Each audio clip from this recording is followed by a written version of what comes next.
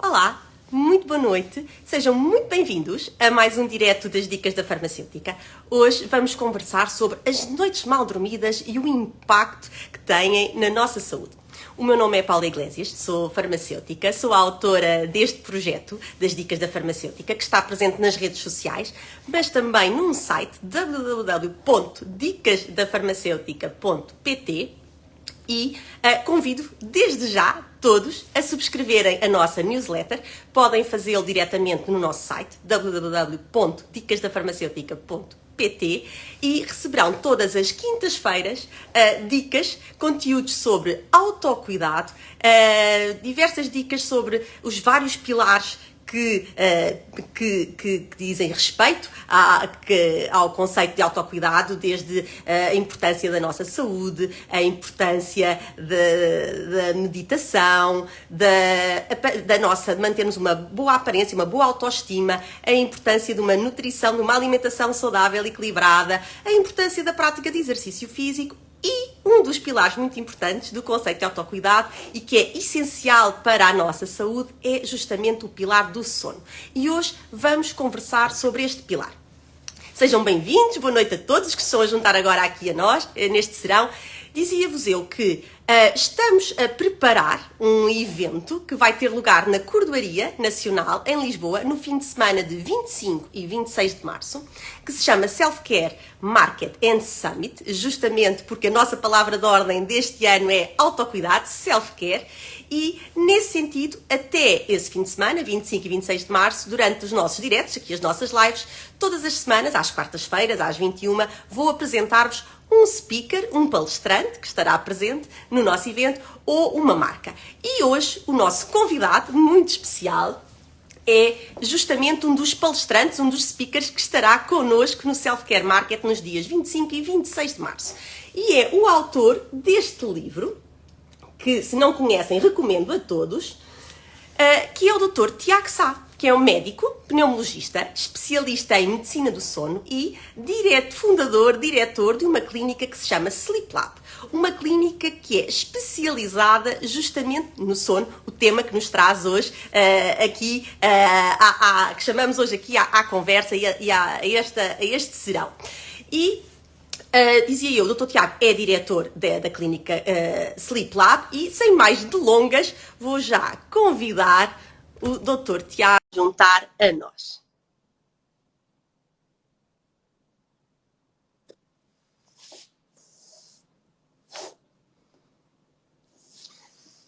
Já vejo aqui que o Dr. Tiago... já está aqui. Olá, Dr. Tiago, boa noite. Olá, Paula, boa noite, tudo bem? Bem, muito obrigada, seja bem-vindo. Muito obrigado, pelo convite.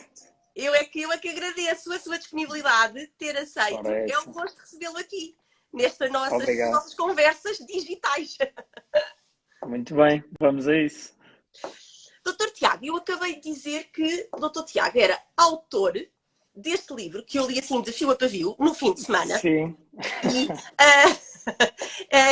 E eu acho que fiquei a perceber um pouco como é que começou esta sua paixão por este tema do sono. Porque o Dr. Tiago é pneumologista, mas tem uma paixão por este tema. Quer contar-nos um bocadinho como é que isso aconteceu, o seu percurso, como é que se tornou um especialista do sono? E o que é que isso significa, ser um especialista do sono? Muito bem, vamos a isso. Antes da parte do percurso mais profissional, eu digo aí no livro, e é verdade, lá em casa sempre se valorizou muito o sono. Toda a gente gostava de dormir, toda a gente tinha prazer em dormir, e eu sou o mais novo de 4 irmãos, e o meu irmão mais velho era quase um segundo pai, não é? Tinha ali um papel muito paternal em relação a mim e à minha educação, e ele leu em algum lado que era importante dormir para o crescimento, e como eu era o seu Benjamin, nós temos 2 irmãs no meio, e ele levou aquilo muito à letra e esforçava-se muito para que eu dormisse bastante, e eu até à minha adolescência dormia sempre o mínimo de 10 horas por noite. Praticava desporto, mas ele arranjava lá os meus horários para me favorecer o sono e para permitir que eu dormisse as horas que ele achava que eram adequadas. Na altura eu não percebia nada do assunto. Ao longo do tempo vinha a aprender umas coisas e afinal ele que é da área de gestão, não tem nada a ver com a saúde Tinha atual. razão. Ele Tinha tinha razão. razão. Exatamente, é um bocadinho isso.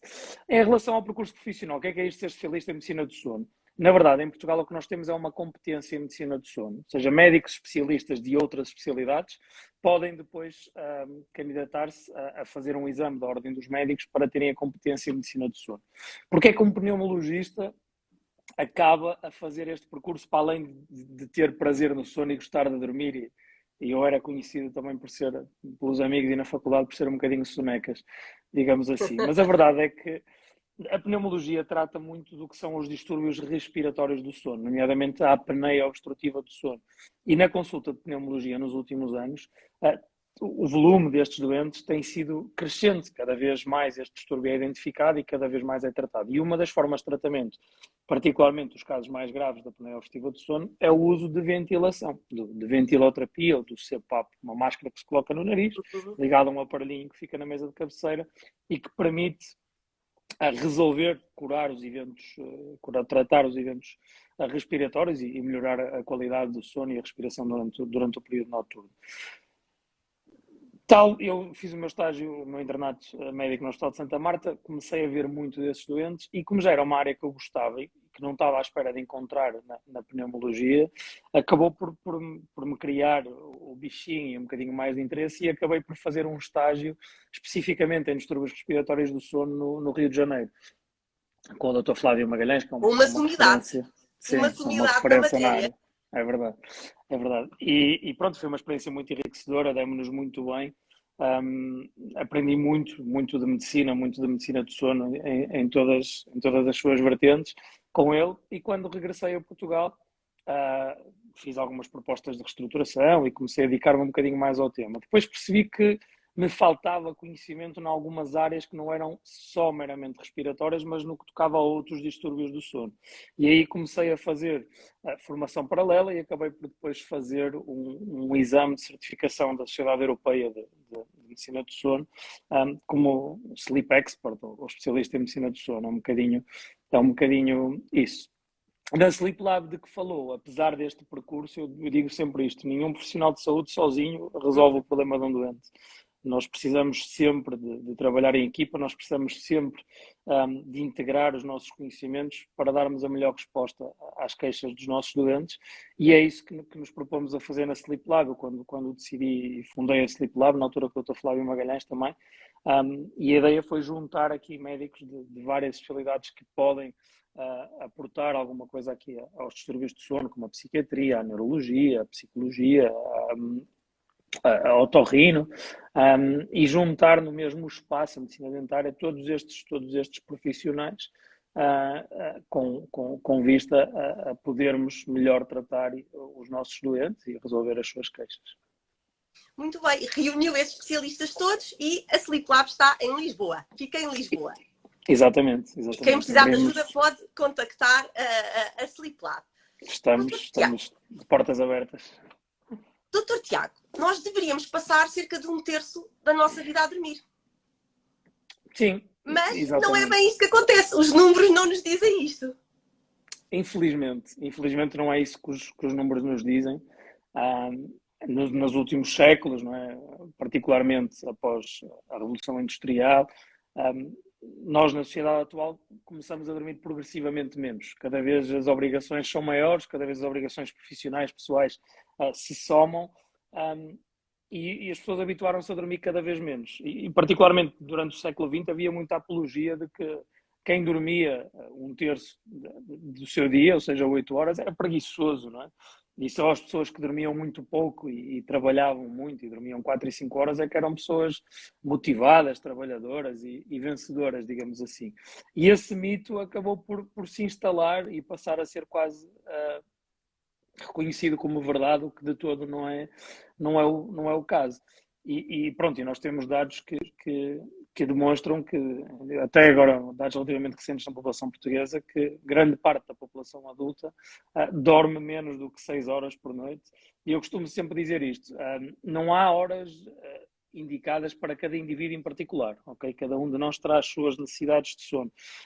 para a grande maioria da população, 7 a 9 horas de sono por noite é o indicado, ou seja, tal cerca de um terço. E existe uma pequena percentagem de indivíduos que com menos do que 7 horas por noite estão bem, ok? E não têm necessidade de dormir mais, e mesmo que tenham a oportunidade de dormir mais, não conseguem, ao fim de semana, mesmo que não tenham obrigações, não conseguem dormir mais.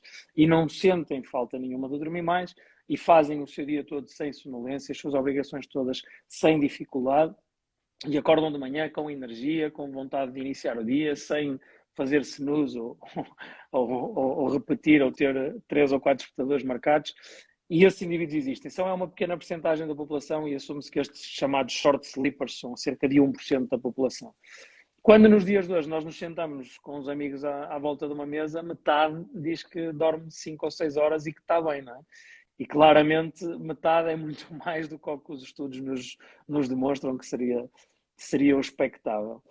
Há uma frase que eu também tenho no livro que eu gosto muito, que ajuda a pensar um bocadinho na importância do sono. Que foi um investigador que disse que se o sono não desempenha um papel absolutamente vital na nossa vida, na nossa atividade, na nossa saúde, então é o maior erro do processo evolutivo que alguma vez aconteceu. Isto porque todos os animais conhecidos no mundo têm alguma forma de sono, não é? Os mamíferos todos dormem.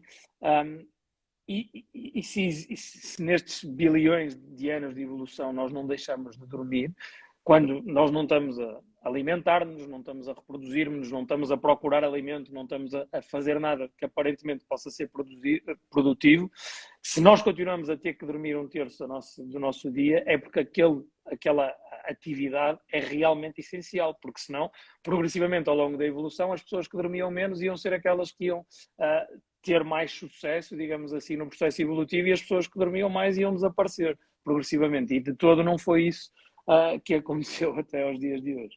E, aliás, estudos, mas mais à frente vamos falar disso, até que relacionam com a longevidade, mas já lá vamos.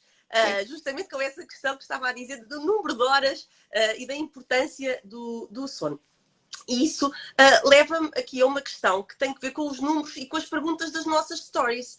Porque colocámos umas stories aqui no Instagram e, de facto, cerca de 90% das quase 300 pessoas que responderam aqui à nossa story, vale o que vale, mas 90% referiu que tinham sono de má qualidade. 18% disse que quase sempre dormia mal. 68% que muitas vezes dormia mal. E 15% que nunca dormia mal.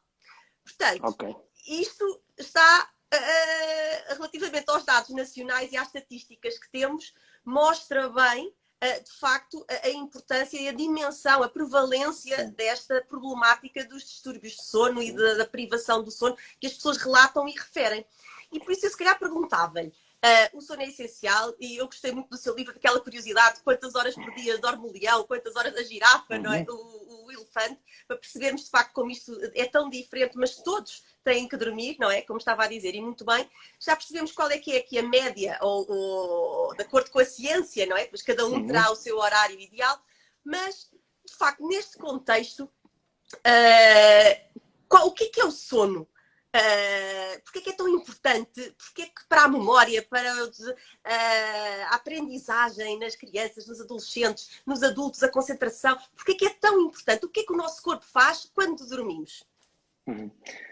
Na verdade faz muita coisa. Aparentemente nós estamos completamente em repouso e quietinhos e sem fazer nada, mas existe uma atividade cerebral intensa durante o sono. Durante o sono nós sedimentamos memórias, durante o sono é promovida a reparação celular do desgaste que nós temos enquanto estamos acordados.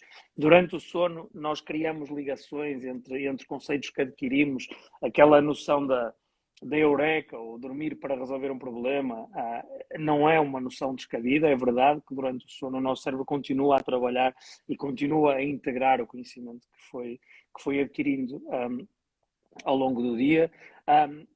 O dormir, lá está, eu estava a falar da reparação celular, e isto pode ser aplicada a todos os sistemas do nosso corpo, desde o sistema cardiovascular, do coração, desde o sistema endócrino.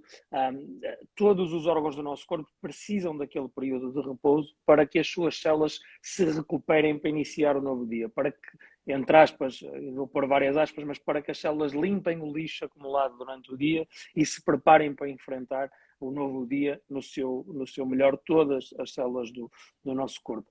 Em relação, é isso que estava a dizer, eu acho e para nós, outra coisa, uma brincadeira para nós percebermos a importância do sono.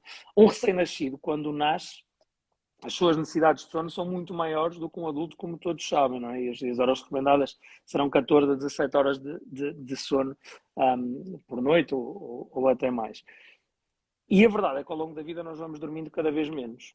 E se nós pensarmos na importância e na intensidade do nosso processo evolutivo nos primeiros anos de vida do que ele é a partir dos 18 anos, podemos inclusivamente relacionar isso com o sono. A quantidade de informação que nós temos que adquirir nos primeiros anos de vida, a quantidade de informação que nós temos que integrar, aquela coisa, eu tenho um filho pequeno e de repente não sabemos porque ele aparece e diz uma palavra, até uma palavra que nós não insistimos muito que ele dissesse, mas ele ouviu em algum lado, de alguma forma percebeu ou acha que percebeu o sentido daquela palavra e acaba por a aplicar de repente sem nós estarmos à espera e tem sem ter sido algo durante o dia treinado com ele, mas ele adquiriu e todas as competências que vão adquirindo ao longo do dia são muito maiores do que nós, mesmo em idade adulta produtiva, tenho 35 anos, né? Todos os dias nós aprendemos, todos os dias nós melhoramos, mas não com a intensidade que acontece nos primeiros anos de vida. E o sono, as necessidades de sono acabam por se relacionar com essa intensidade de desenvolvimento. Exatamente. Essa necessidade de aprendizagem, de integração tão intensa. É muito interessante. Exatamente. É tanto estímulo que nós recebemos que precisamos daquele período para o integrar e aquele período tem que ser maior do que é depois. Porque é isso, hoje no dia a dia não há assim tanta novidade como quando nós tínhamos 8 ou 30 meses, digamos assim, ou 35 meses em vez de 35 anos. Doutor Tiago, e quais são as consequências de uma noite mal dormida? E várias pessoas nas stories responderam, e muitíssimo bem, mas eu aí acho que toda a gente sabe a resposta, porque já sentiu alguma vez na vida esses efeitos, mas a minha pergunta é a consequência de várias noites mal dormidas. Qual é o impacto na nossa saúde? Sim, o impacto, na verdade, é muito significativo quando nós olhamos para os estudos epidemiológicos e que foram avaliar isso. E é engraçado que até os estudos demonstram o que a gente chama uma curva em U, que é as pessoas que dormem menos horas têm mais determinado tipo de doenças, nomeadamente mais doença cardiovascular, como a hipertensão arterial, como o infarto agudo do miocárdio, têm mais doenças metabólicas, como a diabetes, existe uma relação direta entre estas duas. Está demonstrado que são pessoas que têm maior suscetibilidade a infecções, têm um sistema imunitário mais frágil, digamos assim. E está, inclusive... A depressão também? Sim, a depressão também, não é? Sim. Tem algumas doenças degenerativas, Alzheimer. Sim, exatamente, e até alguns autores, mais do que acharem que existe uma causa direta, alguns autores até defendem que se calhar o dormir pouco ou ter dificuldade a dormir ou o sono fragmentado até pode ser um sintoma inicial de alguma patologia neurológica que se venha a manifestar de forma mais evidente. Existe aqui muita evidência acumulada e cada ano que passa nós conseguimos compreender melhor e integrar melhor. E o que disse há pouco... Paula, é verdade, estes trabalhos demonstram também que, na verdade, quem dorme menos morre mais, ou seja, a longevidade, exatamente, a longevidade de quem dorme as horas adequadas é maior. Este trabalho de longevidade tem um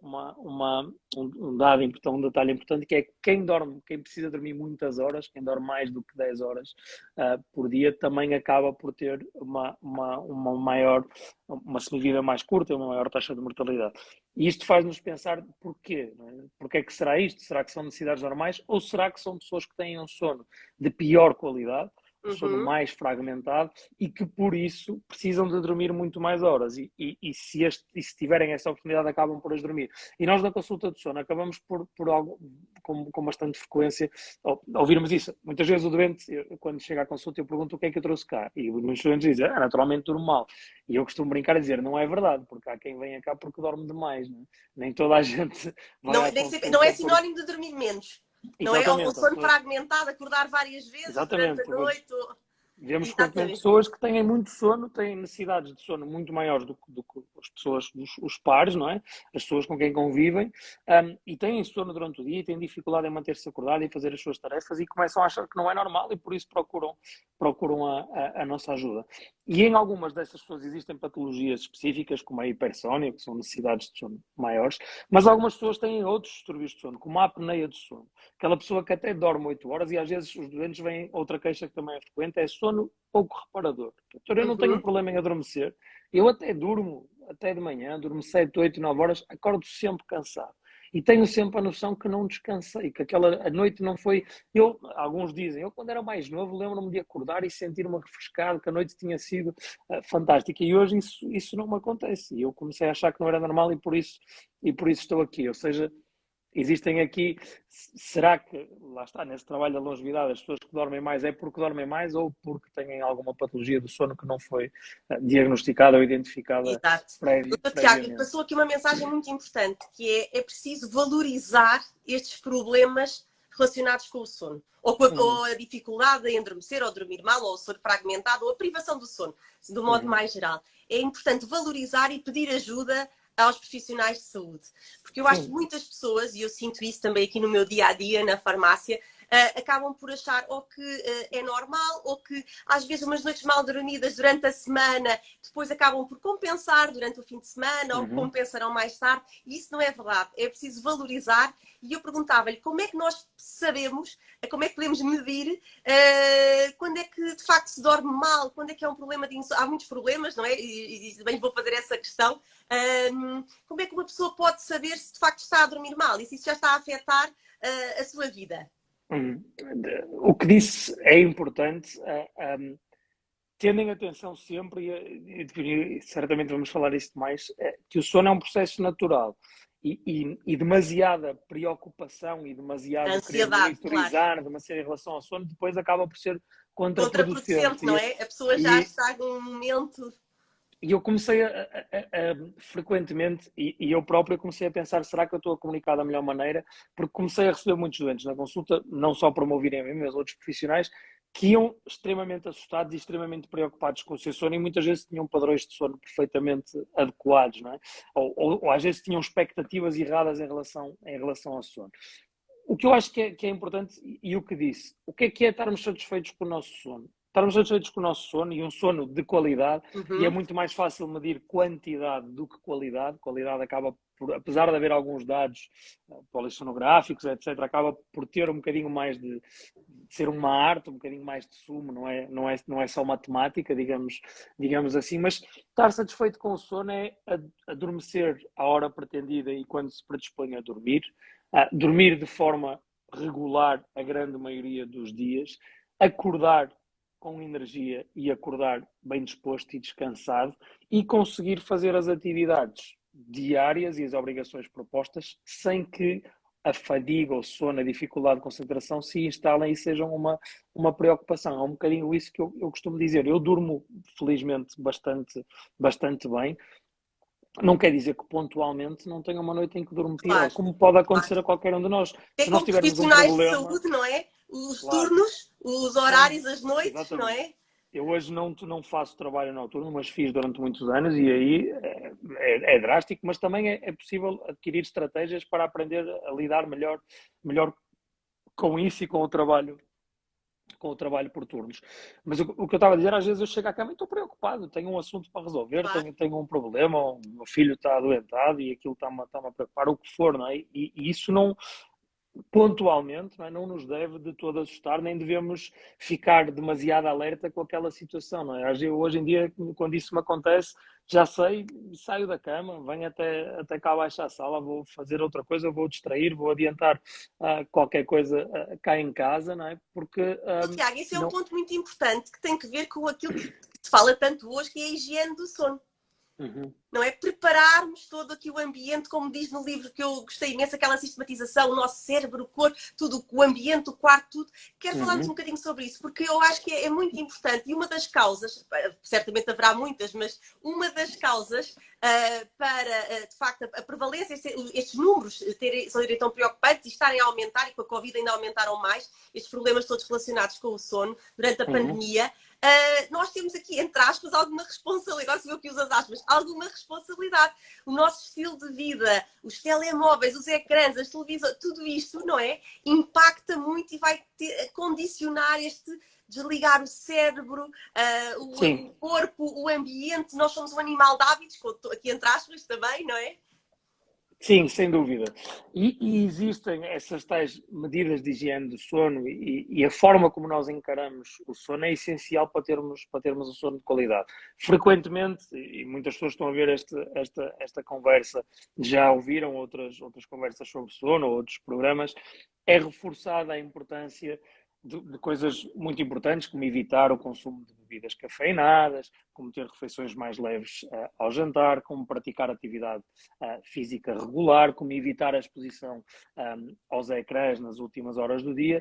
Mas existem muitas coisas que frequentemente podem não ser tão ditas, não é? Dessa forma, que são essenciais, como a regularidade de horários, não digamos esse ponto, que seja... desculpe interrompê-lo, mas esse ponto é mesmo muito importante. Uhum. Quero falar-nos melhor um bocadinho o que é que isso quer dizer? Regularidade de horários, porque eu acho que uma das chaves é justamente essa. Só se pudéssemos aqui um dos segredos. É verdade. E durante o Self-Care Marketing Summit, eu sei que o Dr. Tiago vai revelar vários, mas esse é um ponto mesmo muito importante. O que é que isso quer dizer? Regularidade de horários. Vamos começar por dizer que deitar cedo e ser erguer da saúde e faz crescer não é uma máxima 100% verdadeira. Funciona para grande parte da população, mas existem pessoas que naturalmente têm necessidades de sono mais tardios e têm vontade de dormir mais tarde e de acordar mais tarde. E isso não está errado desde que o consigam fazer e desde que as suas obrigações o permitam. Existem que nós chamamos cronótipos, que é a propensão para nós termos determinado tipo de horários e o nosso ritmo circadiano se organizar. Em primeiro lugar, quando falamos de regularidade de horários, é importante dizer que regularidade de horários não é deitar às 10 e acordar às 7 ou às 6. Regularidade de horários é consistentemente nós irmos para a cama grosseiramente à mesma hora e acordarmos grosseiramente à mesma hora. E não fazermos inclusivamente ao fim de semana e nas férias, que é um ponto que não podemos esquecer. E não fazermos o que muitas vezes acontece, que é durante a semana nós até temos essa regularidade pela necessidade de acordar cedo, mas depois à sexta-feira vamos ter um período lúdico, jantar fora, dar uma volta e vamos deitar muito mais tarde. E no dia a seguir, no sábado, acordar muito mais tarde. Sábado para domingo fazemos a mesma coisa e depois, se calhar, domingo acordamos ao meio-dia. E naquele mesmo domingo queremos ir para a cama às 10 da noite, que é a nossa hora habitual de semana, para iniciarmos o trabalho na segunda-feira. E o que vai acontecer é que vamos enfrentar dificuldades em adormecer no domingo àquela hora habitual, porque estamos acordados há muito poucas horas e não acumulamos a pressão de sono suficiente para dar início ao nosso sono. E de repente vamos para a cama, vamos ter dificuldade em adormecer, vamos começar a ficar irritados, vamos começar a ficar preocupados. Agora começa a minha semana, segunda-feira é um dia importante, eu já não vou dormir nada e tudo...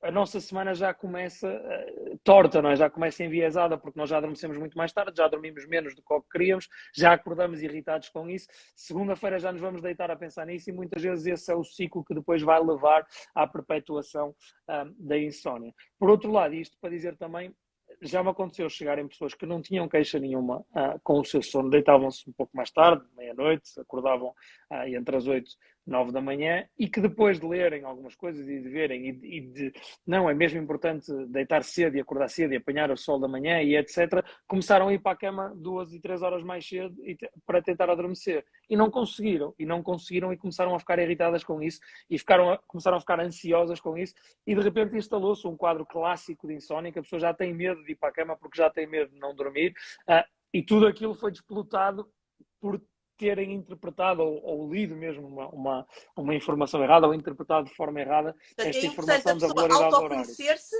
não é? Quem sabe até às vezes fazer um diário do sono, que eu até li isso noutras referências, não sei se o Dr. Tiago recomenda ou não, sim. mas e a pessoa respeitar-se, não é? Exatamente. E mais importante do que tudo é tentarmos, não é, adequar as nossas obrigações às nossas necessidades, claro, e àquilo que é o ideal para nós.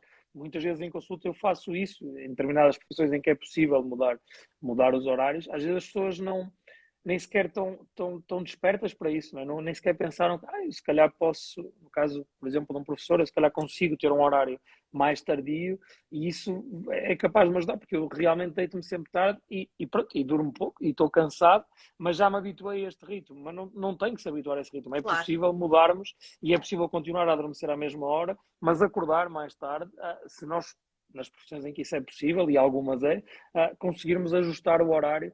E eu acho que cada vez mais se fala mais em sono, cada vez existe mais este tipo de comunicação até junto dos empregadores e das empresas. E as empresas começam a perceber o essencial que é e a importância dos seus colaboradores dormirem bem e terem os horários de sono adequados e percebem a melhoria na produtividade, o menor risco de acidentes que têm, o menor risco de perda laboral que têm. E hoje até, às vezes, podemos não estar tão alertas para isso, mas os nossos empregadores, em muitos casos, até já estão mais alertas para essas necessidades e se calhar até podem encarar a nossa solicitação de uma forma bastante mais fácil do que aquilo que nós podíamos achar a priori. E, Dr. Tiago, quais são os principais distúrbios do sono? Já falou na apneia obstrutiva do sono, já falou na insónia. Quais são os principais? A insónia será provavelmente uma... Sim, a insónia aguda, como eu disse, é claramente mais frequente porque todos nós, ou quase todos nós, já passamos por um período, ou numa altura da vida, uma altura momento, de maior desgaste, ou numa época de exames, o que seja, não é? Já passamos por um período desses. Depois, ainda assim, a insónia crónica, que é quando esse quadro é recorrente e que se instala, e a definição da insónia crónica é quando temos dificuldades em dormir, adormecer, acordar à meia da noite, ou ter um sono não reparador 3 ou mais vezes por semana durante 3 ou mais meses. Isso é muito importante. Portanto, 3 ou mais vezes por semana durante 3 ou mais meses. Sim, isto é a definição académica, mas exatamente, serve para que nos ajuda também a nós, na farmácia, a encaminhar as pessoas para o médico. Sim, porque claramente quem tem um quadro de insónia crónica é aquela pessoa que vai realmente beneficiar de um acompanhamento para a resolução do distúrbio. Claro. E nós sabemos que quanto mais cedo tratamos, mais rápida é a resolução e mais simples.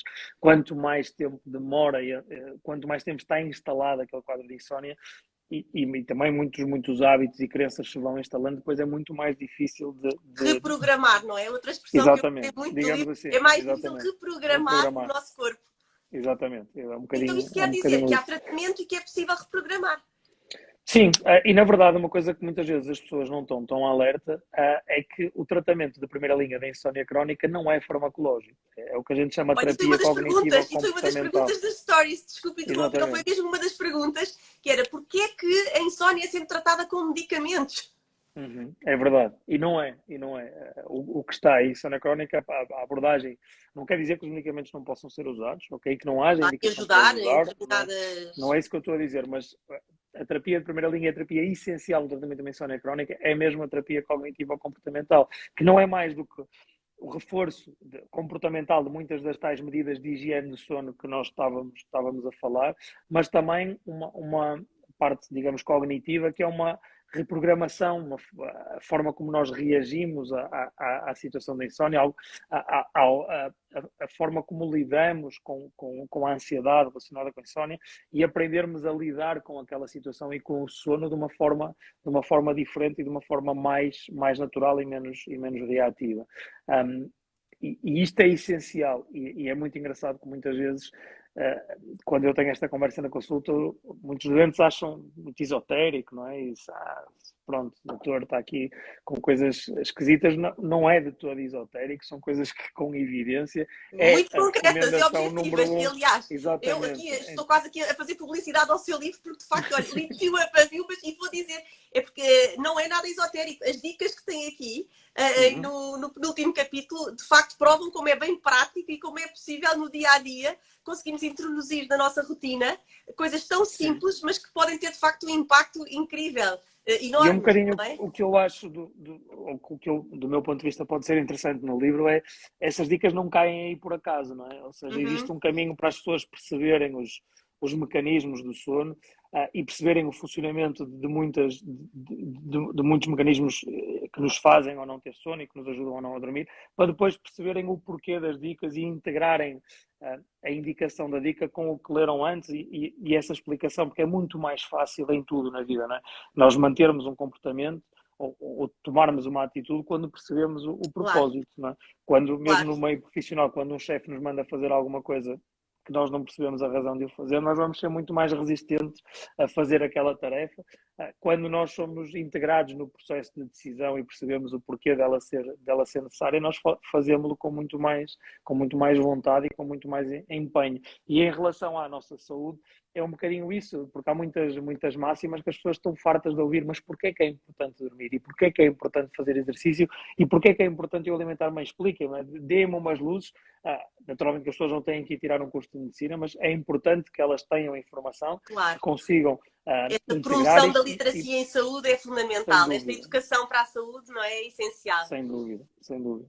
Para que as pessoas possam conscientemente, não é, alterar os seus comportamentos para daí terem um impacto mais positivo, não é?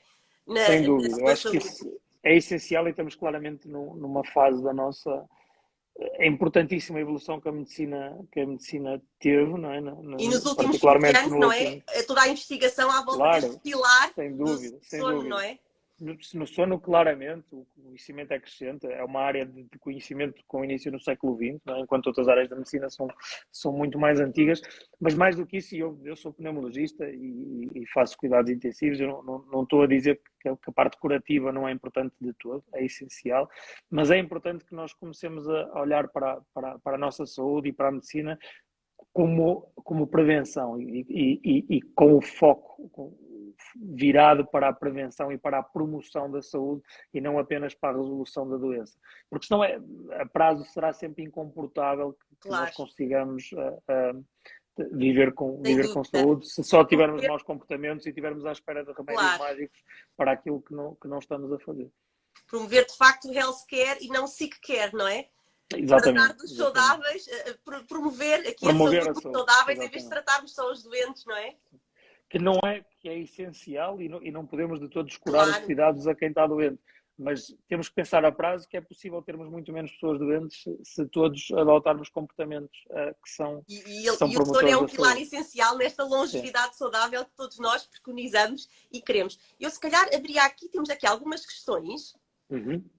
e começávamos aqui com a primeira. Adormeço muito bem, o problema é acordar à meia da noite e não conseguir voltar a adormecer. Ora. Uhum. Isso é o que se chama uma insónia intermédia. Acordar à meia-da-noite pode ser apenas uma fragmentação do sono. Há pessoas que acordam e voltam a adormecer. E muitas vezes é preciso investigar essa causa. Acordar à meia-da-noite e ter dificuldade em voltar a adormecer é o típico de uma insónia intermédia. A insónia crónica nós depois podemos dividi-la em inicial e depois intermédia ou terminal, ou juntar as duas e ser uma insónia de manutenção. Nem sempre, mas muitas vezes esse tipo de insónia acaba por ser a manifestação de outros distúrbios do sono.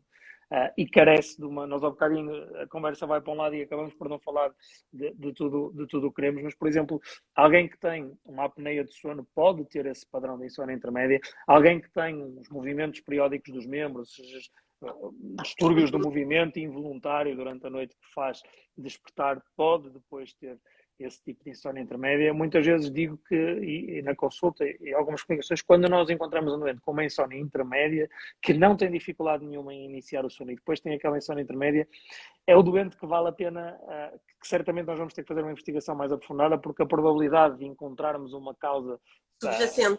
Exatamente, um distúrbio primário do sono subjacente àquela queixa é grande. Enquanto que muitas vezes o doente que tem uma insónia inicial tem dificuldade em adormecer, frequentemente a nossa investigação é mais reduzida e a intervenção no comportamento, não é? É muito, essa é que é fundamental. Uhum. Mas quando temos uma insónia intermédia, fica sempre aqui a pulgar atrás da orelha de Porquê? que Porquê que pode haver acordou, algo. não é? Exatamente, exatamente. Não é normal, depois de nós estarmos a adormecer, termos adormecido, passado 1, 2, 3 horas, antes de termos cumprido as nossas necessidades de sono, termos acordado.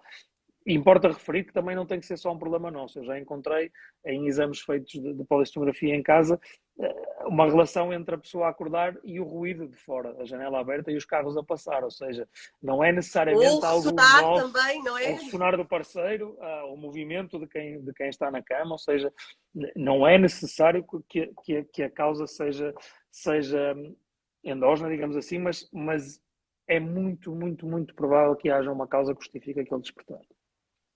E tudo isso tem tratamento.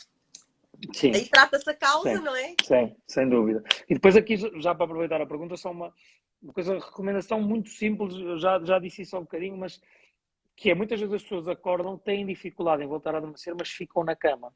E ficam na cama a tentar dormir e a forçar o sono e a ficarem irritadas por não estarem a conseguir fazê-lo. E o que eu estava a dizer, e a pensarem no dia a seguir, e a pensarem no cansado que vão estar, e depois todo aquele processo se desenrola de ansiedade, de preocupação, e toda aquela bola de neve vai por aí fora. Quando isso acontece, é uma medida simples e essencial, que é, se passado, 15, mesmo sem olhar para o relógio, mas 10, 15, 20 minutos, um período de tempo curto, não conseguimos voltar a dormir, o melhor é sair da cama. É distrairmos-nos com alguma coisa. É sairmos da cama e irmos para a sala, é pegarmos num livro, é pormos um podcast a dar ou uma musiquinha, algo que nos distraia. Não é fazer algo para ganhar sono, porque depois, passado 5 Claro. minutos, ainda não tenho sono, passado 10 minutos, ainda não tenho sono, e vamos nos irritar na mesma. É distrairmos-nos mesmo. E quando nós nos distraímos e quando nós Tirarmos a tiramos pressão aquela daquele momento, preocupação, não é? Do tenho que voltar exatamente, a dormir. muitas vezes começamos a bocejar e estou com sono. E aí regressamos à cama e regressamos para dormir. E muitas vezes as pessoas têm alguma resistência em adotar este comportamento, mas quando adotam percebem o benefício que ele traz. Isso faz-me lembrar outra situação, que é aquelas pessoas que também é um clássico e também ouvimos muito na farmácia, que é o despertador toca às 7, mas depois é mais 10 minutos, mais outros 10 minutos e acabam por se levantar às 8. Portanto, aí também é importante a pessoa conhecer-se, não é? E de facto só Uhum. às 8 é que tem que se levantar. Mais vale Portanto, dormir esse seguido, exercício exatamente, só aumenta o exatamente. cansaço, não é? Sim. Muitas vezes temos aquela expectativa, muitas vezes irrealista, não, eu amanhã quero acordar, quero fazer o meu sumo, quero ir dar a minha corrida, e eu até tenho uma rotina de manhã com algum tempo, e passeio sempre o cão, e muitas vezes faço exercício de manhã, mas há alturas da minha vida em que eu estou mais cansado e sei que isso não vai acontecer. E há alturas em que eu próprio me engano e acho que vai acontecer, e depois o estado toca e estou cansado, e eu próprio faço isso, não é? Do adiar mais um pouco, e quando me levanto estou irritado, pá, isso não pode voltar a acontecer, eu perdi 1 hora de sono, eu estraguei-a nestes bocadinhos, ou as coisas estão, eu deitei-me horas e as coisas estão organizadas e eu vou realmente ter uma rotina lenta na minha manhã, ou se é para ter uma manhã mais express e acordar bem de pequeno almoço e trabalhar, então deixa-me acordar a hora que eu tenho mesmo que Claro. acordar, em vez de estar entre aspas, a sofrer aquele período todo. Eu aproveito para pedir, eu vi que houve aqui uma pergunta sobre a mitriptilina e diazepam, que entretanto voam. Portanto, por favor, coloquem as perguntas neste balão que está aqui no canto inferior à direita, que tem um ponto de interrogação, porque assim eu consigo fixá-las. Mais uma pergunta que vai voar. Por favor, coloquem as questões aqui neste balão com um ponto de interrogação para o Dr. Tiago poder responder. Então temos aqui uma pessoa que diz: tenho uma doença autoimune, colite ulcerosa, ter uma doença autoimune pode aumentar o tempo necessário de sono para acordar bem? Sim, dependendo da doença autoimune, no caso da colite ulcerosa ou desconforto gastrointestinal, muitas vezes pode justificar a dificuldade em adormecer, a pessoa vai para a cama, tem que se levantar, tem que ir à casa do banho, regressa, e pode dificultar isso. O ter dor no geral, pode transformar, ou seja, pode ser o suficiente para termos um sono fragmentado, e um sono fragmentado é um sono naturalmente menos reparador, menos profundo, menos estruturado. Existem até alterações específicas de polissonografia que se relacionam com a dor crónica, que tornam o sono menos reparador, e a própria noção do indivíduo do que o sono é menos reparador. Isto, pronto, é um bocadinho mais técnico, tem um nome, mas existe essa relação. Por isso, patologias que criem desconforto, como ou dor, como a colite ulcerosa ou outras patologias autoimunes, a fibromialgia, como patologia clássica da dor crónica, são patologias que podem aumentar as necessidades de sono por interferirem na sua estrutura e na sua qualidade. Claro. As tais causas subjacentes, não é? E agora vou perguntar Exatamente. esta pergunta antes que é no fundo uma pessoa que diz que tem noites muito perturbadoras, muito inquietas, que não descansa por causa dos sonhos, sonhos sonhos perturbadores, não sei se poderia dizer pesadelos, enfim. E essa foi uma questão também que nas stories foi colocada, que é se os sonhos, de facto, também eles próprios podem afetar a qualidade do sono. Sim. Ou da noite, não é? Ou seja, aqui é importante distinguir o sonhar com conteúdo variável, bom, mau, mais ou menos, não é? Do ter pesadelos. E ter pesadelos diariamente e recorrentemente, e muitas vezes sobre episódios passados, como é normal nas pessoas com stress pós-traumático e, por exemplo, nos indivíduos que tiveram, no caso português, na guerra do ultramar, isso é uma patologia em si só, não é? O stress pós-traumático, e leva a esses pesadelos e dificulta o sono e fragmenta o sono, e realmente as pessoas acordam pela intensidade e pela carga daqueles pesadelos. Outra coisa é sonhar frequentemente, ok? E às vezes isso acontece na consulta, que é as pessoas dizem, eu sonho, olha, eu passo a noite toda a acordar porque estou a sonhar. E aí, a verdade é que o mais provável... E eu pergunto qual é que é o conteúdo, isso é negativo sempre, isso é alguma... Não, às vezes são coisas boas, mas acordo e estou a cair, ou estou aqui, ou estou lá. E aí o muito mais... Ou seja, todos nós sonhamos, mesmo que não nos recordemos disso. Isto é importante toda a gente saber, todos nós sonhamos e sonhamos em todas as fases do sono. Aquela experiência mais bizarra que nós habitualmente chamamos sonho, ou seja, mais composta, que parece um filme, que estão coisas a acontecer, é o tipo de sonho que nós temos em sono REM, ok? Num tipo particular de sono. E todos nós temos esses eventos. Mas se nós não acordarmos... Mesmo que não se lembram. Mesmo que não se lembram, ok? Mas se nós não acordarmos naquela fase do sono e naquele momento, nós não nos vamos recordar. Somos capazes de adormecer, acordar de manhã e não termos memória para nenhum sonho. Outra coisa, às vezes acordamos de sono num REM e temos um tema na cabeça. Não é bem um sonho, não é bem uma história, não é bem um filme, mas temos um tema. Acordamos com um tema. Isso é outra forma de sonhar. É ver um tema subjacente que não é aquela história tão vívida, mas é outra forma de sonhar. Existe, por exemplo, voltamos outra vez ao mesmo, doentes com distúrbios respiratórios de sono, nomeadamente a apneia obstrutiva do sono. Os eventos respiratórios habitualmente agravam em sono REM, porque existem alterações do ponto de vista muscular no sono REM, também no centro respiratório, e há mais eventos respiratórios frequentemente em sono REM. E muitas vezes essas pessoas acordam várias vezes ao longo da noite, nos momentos em que estão em sono REM, e lembram-se de estar a sonhar. E o que as traz à consulta é, olha, eu tenho muitos sonhos, eu acordo muitas vezes com os sonhos. Mas nesse caso não é o sonho que está a fazer a pessoa acordar, é outra razão para o despertar, e por acaso, naquela fase do sonho, ela está a sonhar. A tal patologia subjacente. Exatamente, e vai ter a memória para aquele episódio. Mas é uma pergunta já temos aqui muito mais interessante. 5 perguntas. Temos aqui uma audiência super participativa. Interessada, exatamente. Interessada. Ora, na consulta é apenas prescrito medicamentos e não se aconselha também medidas para a higiene do sono. Bom, os medicamentos são uma das estratégias, não é? Mas há muitas. Como dizia há pouco o Dr. Tiago, no caso da insónia, mas eu aí tenho que dizer, exatamente, tenho que dizer ao contrário. No caso, terapêutica, cognitiva ou comportamental. Eu acho que em todos os distúrbios do sono, a parte comportamental e a parte educacional da consulta é essencial. Nós não vamos conseguir resolver um distúrbio do sono sem que exista essa componente, mesmo em doentes com outro tipo de distúrbios e que carecem de outro tipo de tratamentos, ok? É essencial. Qual a sua opinião sobre sleep trackers e da sua experiência? Qual a correspondência com os resultados? Eu vou ter que retirar, senão não consigo ler tudo. Com os resultados obtidos nestes aparelhos versus a polissonografia. Muito obrigada. Eu tenho aqui um... Alguém que... Sim, mas o que eu acho mais interessante aqui... Ai, a doutora Cristina. Agora, acho que é, não sei, não consigo ver bem a fotografia, mas pelo nome... Okay. Doutora Cristina. Boa noite, seja bem-vinda. Obrigada pela questão.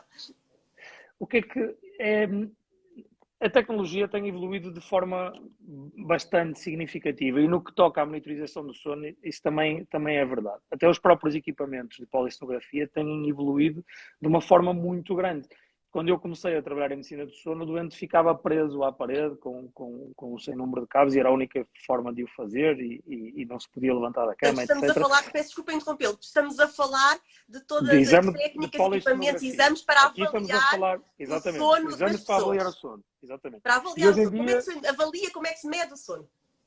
hoje em dia existem equipamentos muito mais simples, leves, que permitem total liberdade de movimentos ao doente, inclusive podem ser feitos os exames em casa, não só no laboratório, apesar de às vezes haver a necessidade de os fazer Isto é em uma informação laboratório. importante. As pessoas podem fazer os exames em casa. Também, sim. Dependendo da indicação para o exame, poderá também ser feito em casa. Em relação aos periféricos, e estou aqui com o meu relógio, a questão aqui, isso é duas coisas que é essencial dizer, que é, não são todos iguais. Ou seja, a qualidade de monitorização, o tipo de tecnologia que têm não é igual para todos. Alguns têm mais trabalhos lá está, de validação versus o exame normal que nós fazemos em consulta, em consulta de medicina, em abordagem de medicina do sono, que é a polissonografia. Alguns das marcas têm bons trabalhos a demonstrar a correlação que existe entre os dados. Agora, é importantíssimo nós percebermos a tecnologia que está subjacente a isto e percebermos que ela tem falhas e não nos deixarmos hipervalorizar os dados que este equipamento nos dá. Naturalmente que, como existem milhões de pessoas no mundo a usar estes periféricos e os nossos dados são recolhidos e são tratados em tempo real, não é, digamos assim, a cada ano que passa os periféricos vão ser melhor. Mas há limitações da própria tecnologia que nunca vão mudar.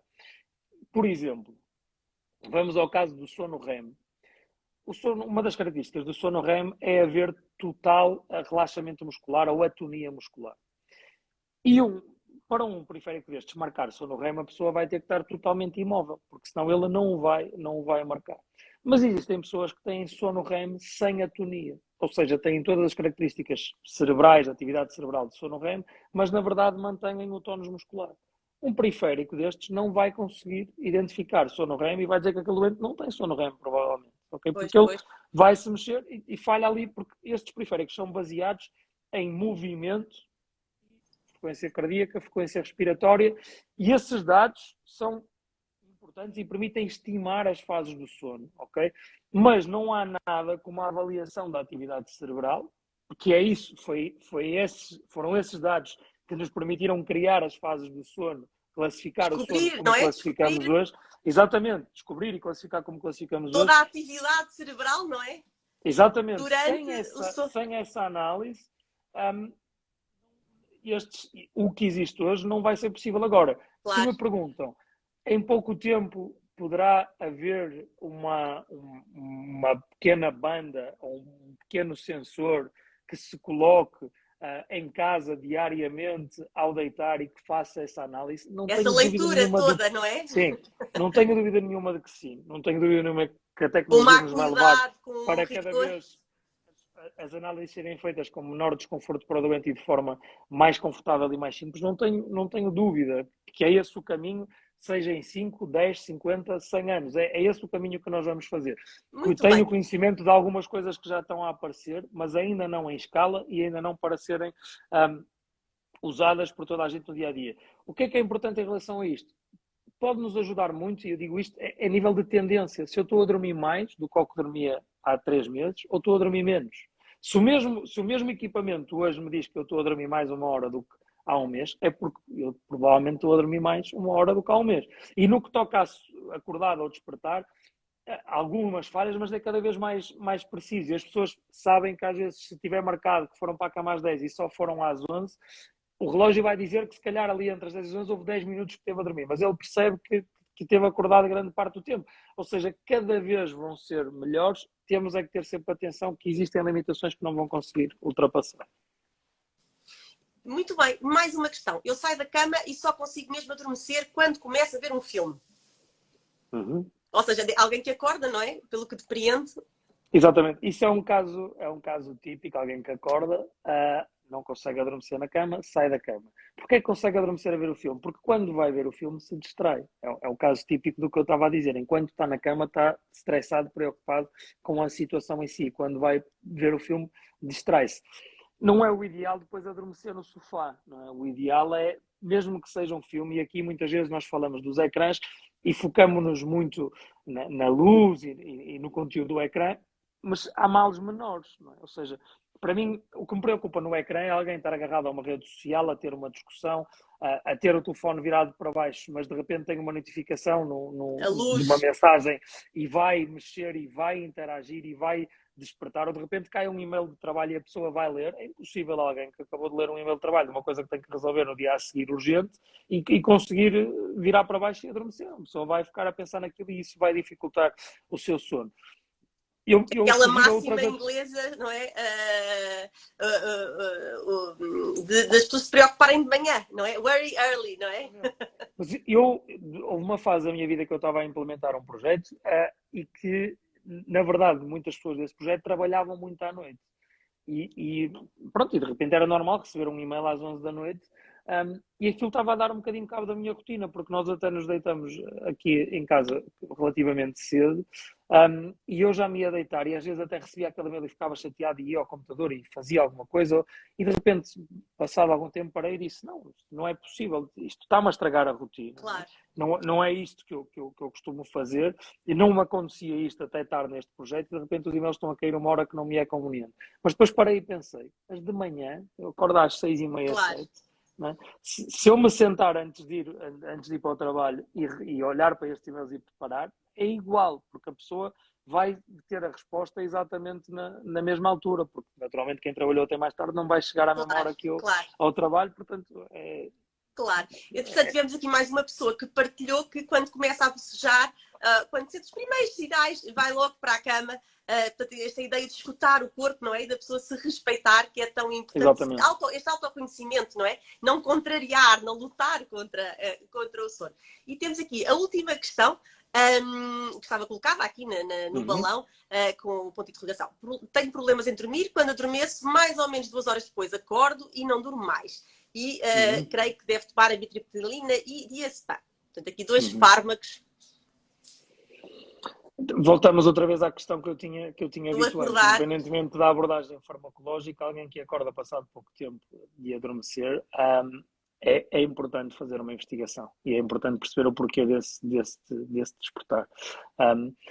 Esses dois fármacos, não vou falar em particular, mas muitas vezes são usados fármacos no sono que não são fármacos que foram desenvolvidos para o sono, não é? São fármacos que são ansiolíticos e ajudam a controlar a ansiedade, são fármacos que são antidepressivos e têm como efeito secundário a sonolência e acabam por ser usados no sono, mas muitas vezes também não quer dizer que o uso de fármacos que aparentemente dão sonolência, que quem os prescreveu tenha prescrito com esse objetivo. Muitas vezes prescreveu com o intuito realmente que os fármacos têm, de ansiolítico ou de antidepressivo, e depois sugeriu a toma em determinado horário porque os fármacos dão sonolência e podem facilitar o início do sono.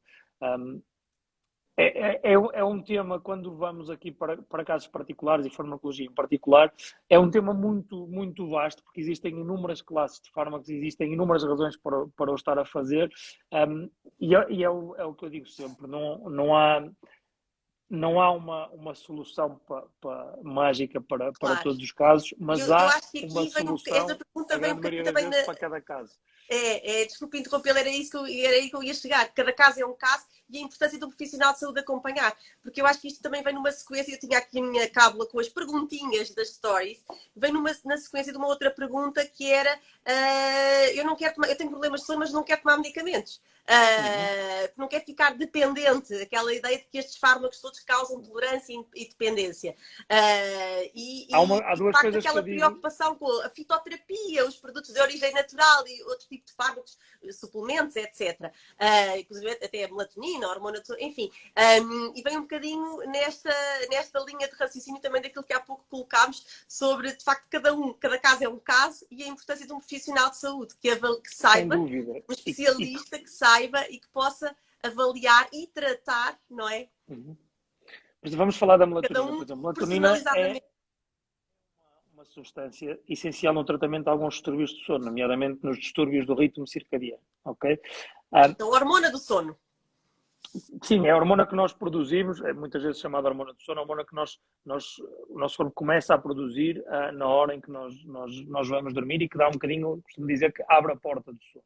Depois há muitos processos a acontecer, mas a produção de melatonina abre a porta do sono. Mas muitas vezes a melatonina é tomada sem critério e sem indicação. E as pessoas chegam, eu já tomei melatonina, não me fez nada. Sim, porque não fazia sentido ter tomado melatonina naquele contexto. Voltamos outra vez à mesma questão. Existem alguns suplementos que, em determinados casos, fazem sentido, até coisas que são menos óbvias, como o ferro, ok? Num caso de déficit de ferro, de distúrbios do movimento associados ao sono. Mas a toma e a prescrição e a lógica de o tomar carece de um acompanhamento de uma avaliação, médico. Porque senão não...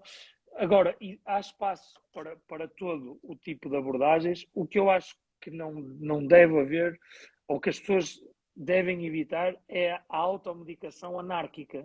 E é muito frequente na consulta eu receber doentes que já tomaram 10, 15, 20 fármacos antes de recorrerem à consulta. Eu pergunto, mas já alguma vez falou? Não, normal, vou comprando, às vezes funciona, outras vezes não funciona.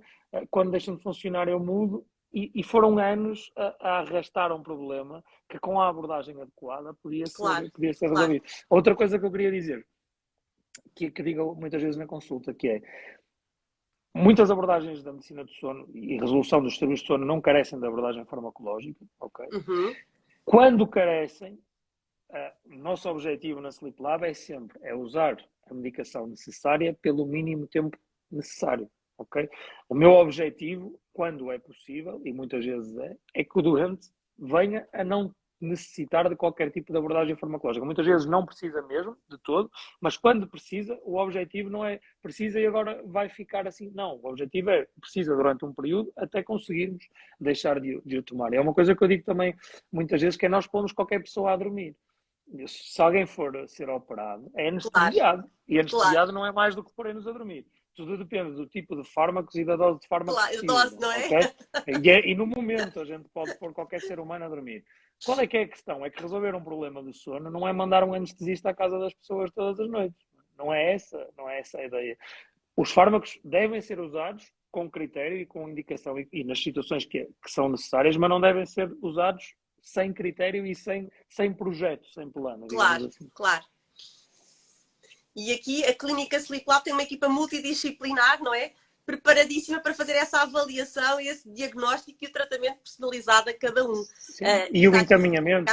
Alguém que reforça aqui a mensagem do acompanhamento profissional. Desculpe, doutor Tiago, não ouvi o que disse. Não, estava a dizer, sem dúvida, e muitas vezes o mesmo... Eu de todo não gosto de duplicar seguimento, digamos assim, mas muitas vezes o doente entra na clínica por um profissional, é posteriormente acompanhado por outro, e a facilidade de estar toda a gente no mesmo espaço é que toda a gente fala a mesma linguagem e todos nós interagimos, e muitas vezes discutimos em conjunto o que é que acham que é o melhor caminho para este doente, e podemos ter opiniões dispares, mas chegamos a um consenso. E os locais, e naturalmente...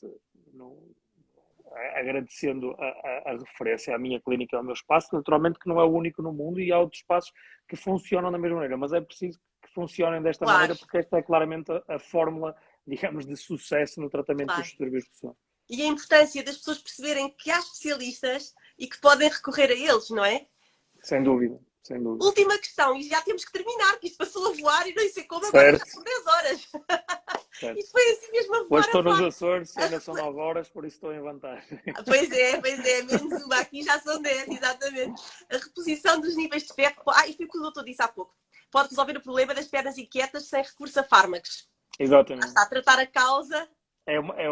Sempre que existe um diagnóstico de pernas inquietas é mandatório avaliar as reservas de ferro, e é verdade isto, e qualquer pessoa que faz consulta de medicina do sono tem esta noção, que muitas vezes é o suficiente. Doutor Tiago, quer deixar-nos uma mensagem final? Sim, acho que é um bocadinho, para mim, a mensagem mais importante, é um bocadinho o caminho que fizemos aqui nesta conversa. É importante valorizar o sono, é importante não esquecer o sono, de todo não o considerar uma perda de tempo, porque não é. Porque quando nós dormimos melhor, nós vivemos melhor, vivemos com mais saúde, nós vivemos com mais ânimo, vivemos com mais felicidade, vivemos com mais energia, vivemos com mais capacidade cognitiva, sem dúvida. E, dando aqui um bocadinho a volta, é importante não sobrevalorizar ou obcecar, não é, com o sono. Eu costumo brincar agora com os meus doentes e dizer que se nós formos ao jardim zoológico à noite, a grande parte dos animais, aqueles que têm um comportamento diurno, se nós formos lá à meia-noite, eles estão a dormir. Estão a dormir e não têm smartwatches, não têm camas inteligentes, não têm cobertores mais ou menos pesados, não têm colchões mais ou menos assim. E estão a dormir. Estão a dormir porquê? Porque o sono é um processo natural. E nós não nos podemos desviar disto.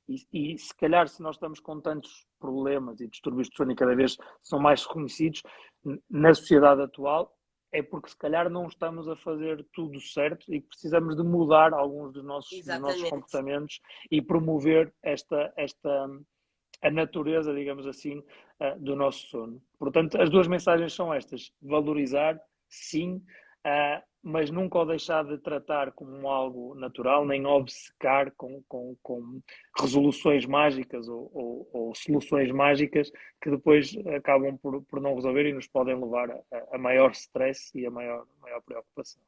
Doutor Tiago, olha, foi um gosto muito grande, passou a voar. Muito obrigado, foi muito agradável a nossa conversa. Espero que tenha sido útil para todos os que estiveram aqui connosco. Esta live vai ficar disponível no Instagram e no site www.dicasdafarmacêutica.pt, onde podem também subscrever a nossa newsletter, e amanhã sai mais uma newsletter.